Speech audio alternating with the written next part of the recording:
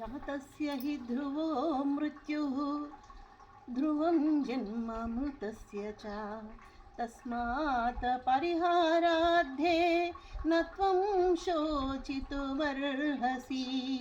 न त्वं शोचितुमर्हसि పుట్టిన వానికి మరణము తప్పదు, తర్వాత మళ్ళీ జన్మము తప్పదు. సాక్షాత్తు శ్రీకృష్ణ పరమాత్మ ముఖ పద్మం నుంచి వెలువడింది భగవద్గీత.